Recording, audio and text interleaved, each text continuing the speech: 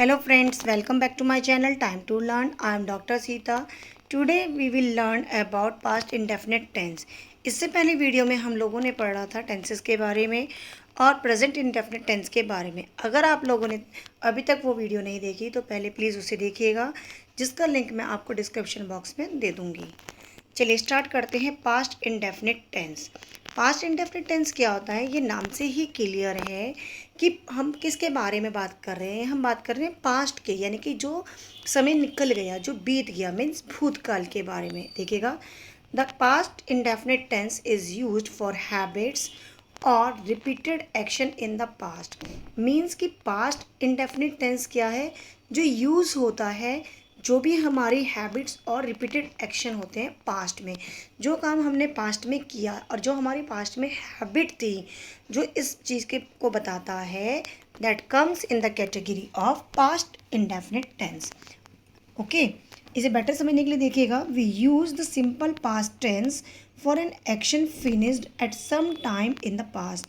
Means कि past, जो आपका पास्ट इंडेफिनिट टेंस है, तो उसको हम सिंपल पास्ट भी बोलते हैं। और ये क्या बता रहा है, ये एक्शंस को बता रहा है जो फिनिश हो चुके हैं, कब, सम टाइम पास्ट में, अभी हाल फिलहाल में ही जो फिनिश हुए हैं। और जो वर्ड्स होते हैं like yesterday, last night, last week, 3 months ago, mean जो भी जो चले गए उन डेज़ के को जो बताते हैं, वो ऑफन वर्ड्स जो है यहाँ पर यूज़ होते हैं। आगे देखिएगा, अब इसके कुछ रूल्स होते हैं, तो अगर हम उन्हें हिंदी में समझ लें तो ज़्यादा बेटर है। होता क्या है उनमें, देखिए कि अगर हम इन वाक्यों की हिंदी निकालते हैं तो इनके लास्ट में क्या आता है, इनके लास्ट में आता है ता था, ते थे, आ, ई, ये आदि शब्दों का यूज़ होता है। ये जैसे देखिएगा, वह कल यहाँ आया था, ठीक है, तो लास्ट में क्या आया, यहाँ वर्ब जो है वो फिनिश हुई है, या था, गई थी, ते थे। जैसे मैं दिल्ली गई थी, तुम स्कूल जाते थे। तो ये क्लियर हो गया कि पास्ट इंडेफिनिट टेंस हमें कैसे पता चलेगा। पास्ट टेंस का हमें पता चलता है जब लास्ट में अगर हम हिंदी निकालते हैं तो जो आपकी वर्ब होती है वो फिनिश होती है ता, था, ते थे, आ, ई, ये। और एक बात और कि इनमें था के लिए वॉज वर्ब का यूज़ नहीं होता है। अब जैसे कि मैंने आपको पहली वीडियो में बताया था कि सेंटेंसेस 4 पार्ट्स में डिवाइड होते हैं, अफर्मेटिव, नेगेटिव और इंटरोगेटिव के 2 पार्ट्स।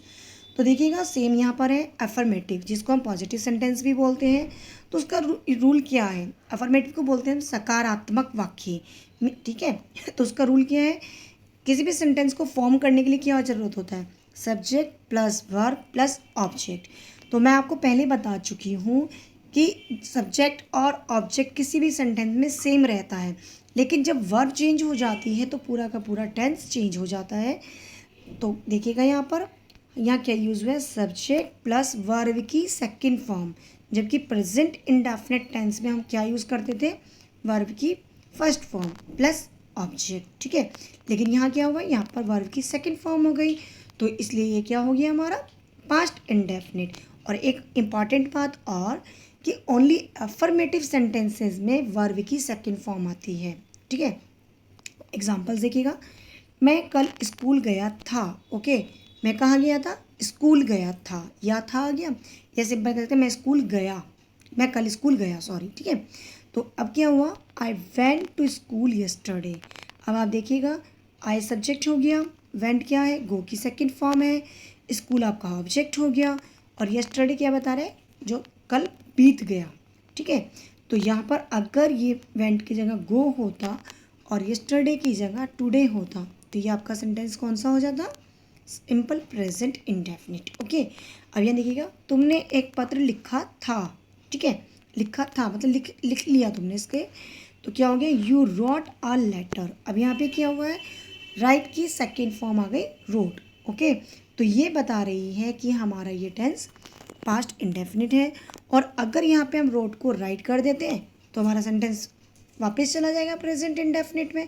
तो क्या मेन चीज़ है यहाँ पर ध्यान देने वाली, वर्ब, कि आपकी कौन से टेंस की वर्ब यूज़ हुई है, ठीक है।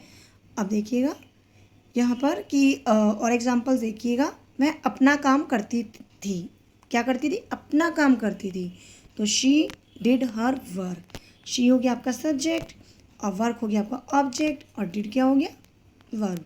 तो सब्जेक्ट वर्ब प्लस ऑब्जेक्ट। अब यहाँ पे डिड की जगह डज कर देते हैं तो अगेन ये प्रेजेंट हो जाता है। अब उसने मेरी मदद की, मतलब पास्ट में की थी, अभी नहीं की थी। तो शी हेल्प मी, अगर करती है तो शी हेल्प्स मी। अगर करती है मीन्स अगर आता है करती ता है, अभी करती है प्रेजेंट की बात है तो आपकी वर्ब की फर्स्ट फॉर्म हो जाएगी, और अगर की तो आपकी वर्ब की सेकंड फॉर्म। तो हमारा सेंटेंस चेंज हो जाएगा। अब नेगेटिव सेंटेंसेस देखिएगा, उसमें भी क्या है, सेम है आपका एज इट इज़ सब्जेक्ट, बस क्या चेंज हुआ, वर्ब की फर्स्ट फॉर्म आ गई और प्लस ऑब्जेक्ट। अब यहाँ वर्ब की फर्स्ट फॉर्म क्यों आई, क्या रीज़न है, तो देखिएगा उसका रीज़न ये है कि डू की सेकंड फॉर्म होती है डिड। ओके, तो जब हम किसी सेंटेंस को नकारात्मक बनाते हैं तो नॉट से बनता है वो। अब इसकी हेल्पिंग वर्ब क्या है, पास्ट इंडेफिनिट की डिड है, जो डू की ऑलरेडी सेकंड फॉर्म है। और हाँ, एक चीज़ और ध्यान दीजिएगा, जब हमने प्रेजेंट इंडेफिनिट टेंस बनाया था तो सिंगुलर के साथ डस और प्लूरल के साथ डू लिया था, ठीक है। लेकिन यहाँ सिंगुलर हो या प्लूरल, दोनों कंडीशंस में आपका डिड ही रहेगा। देखिए सब्जेक्ट प्लस डिड नॉट अब प्लस वर्ब की first form plus object, so simple. मैं स्कूल नहीं गया तो क्या हो जाएगा, I did not go to school. और पीछे हमने क्या पढ़ा था कि मैं स्कूल गया, ठीक है, तो क्या था आई वेंट टू स्कूल। लेकिन यहाँ पे क्या हुआ, वेंट का गो हो गया, क्यों, क्योंकि ये सेंटेंस हमारा नेगेटिव है, इसलिए डिड आ गया तो वर्ब की फर्स्ट फॉर्म। अगर इसी को अगर हमने प्रेजेंट इंडेफिनिट में ले जाना है तो कैसे कन्वर्ट करेंगे, हो जाएगा I do not go to school. कितना सिंपल है इसे कन्वर्ट करना।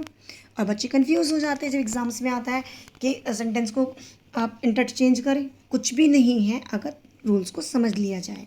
अब देखिएगा, तुमने पत्र नहीं लिखा, ठीक है, नहीं लिखा मतलब लिखा ही नहीं था, तो you did not write a letter. अब इसे कन्वर्ट कीजिएगा प्रेजेंट इंडेफिनिट में, क्या होगा, चलिए बताती हूँ मैं आपको, simple, you do not write a letter. Okay, अब आगे देखिएगा और एग्जांपल्स लेते हैं। वह अपना काम नहीं करती थी, नहीं करती थी भाई, तो थी आ गया ना, तो देखिएगा तो वह सब्जेक्ट हो गया तो क्या हो गया, she did not do her work. अब एक चीज़ और कि यहाँ डू है यहाँ डिड है, कुछ बच्चे कंफ्यूज हुए होंगे क्यों है। देखिए यहाँ पर शी ऑब्जेक्ट सॉरी सब्जेक्ट हो गया, डिड आपका हेल्पिंग वर्ब, नोट नकारात्मक है इसलिए। अब ये डू जो है मेन वर्ब है, ठीक है, तो इसलिए ये डू रहा। फिर हर वर्ब आपका ऑब्जेक्ट हो गया वर्ब। उसने मेरी मदद नहीं की, ठीक है, तो she did not help me. Okay, अब हम करते हैं इंटेरोगेटिव सेंटेंसेस। इंटेरोगेटिव सेंटेंसेस क्या है, टू टाइप्स के हैं। फर्स्ट टाइप में देखिएगा क्या है, फर्स्ट टाइप में आपका आता है जो सेंटेंसेस क्या से स्टार्ट होते हैं, तो उसमें हम क्या करते हैं, हम हेल्पिंग वर्ब को पहले ले आते हैं और हमारा एज इट इज़ पूरा का पूरा रूल चलता है, subject plus verb plus object. देखिएगा हेल्पिंग वर्ब, ठीक है, क्योंकि क्या के लिए आ गया क्या, और किस कंडीशन में, जब क्या स्टार्टिंग में होता है, फिर सब्जेक्ट आ गया मैं, फिर वर्ब गई का, और फिर ऑब्जेक्ट कहाँ गई भाई, स्कूल गई।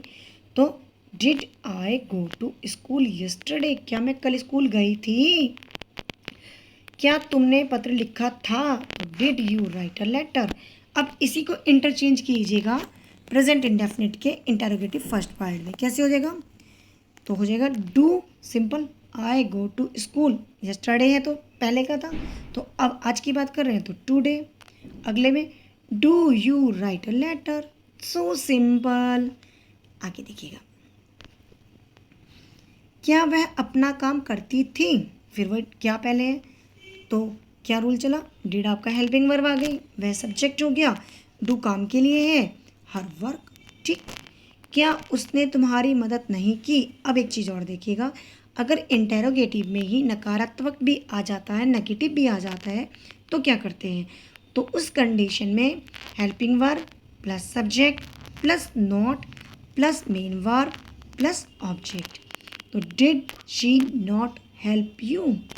ओके, अब आते हैं सेकंड टाइप पे। सेकंड टाइप में क्या है, वही सब कुछ वही है, कुछ चेंज नहीं हुआ, बस क्या ध्यान देना है, हेल्पिंग वर्ब के आगे हम क्वेश्चन टैग को ले लेंगे। क्वेश्चन टैग क्या कि कहाँ, क्यों, कब, कैसे, ठीक है, तो इनके लिए। बाकी सेम एज इट इज़ आपको रूल फॉलो करना है। देखिएगा, तुम कल कहाँ गई थी। अभी जो कहाँ वर्ड है हमें बता रहा है कि हमारे से क्वेश्चन पूछा जा रहा है। अब आप कहेंगे कि उसमें भी तो पूछा था, लेकिन उसमें क्या था, फर्स्ट पार्ट में क्या पहले था, ठीक है। तो अब यहाँ पे क्या हुआ, पहले इसे ऐसे लेते हैं, क्या तुम गई थी, तो देखिए, या क्या तुम कल गई थी, तो डिड यू गो येस्टरडे, यही बनाना था ना। अब इसमें हमने क्या चेंज किया, वेयर लगा दिया, क्योंकि कहाँ की लगा दी।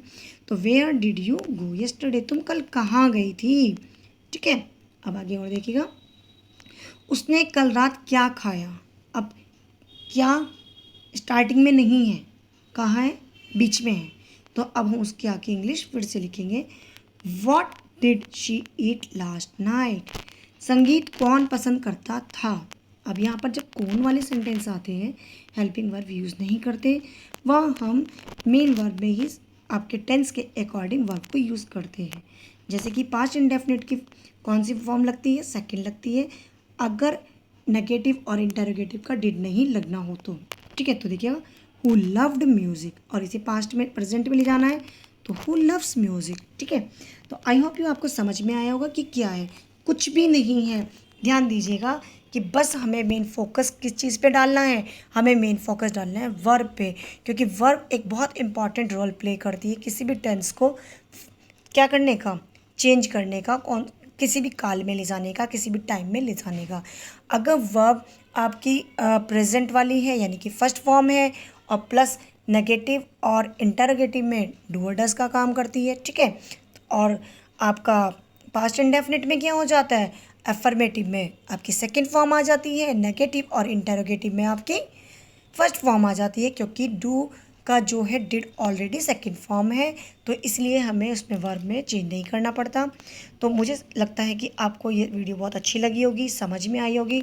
तो प्लीज़ अगर आपको ये वीडियो अच्छी लगी हो तो प्लीज़ इसे शेयर, लाइक और सब्सक्राइब करना ना भूलें, और don't forget to press the bell icon. Thank you for watching.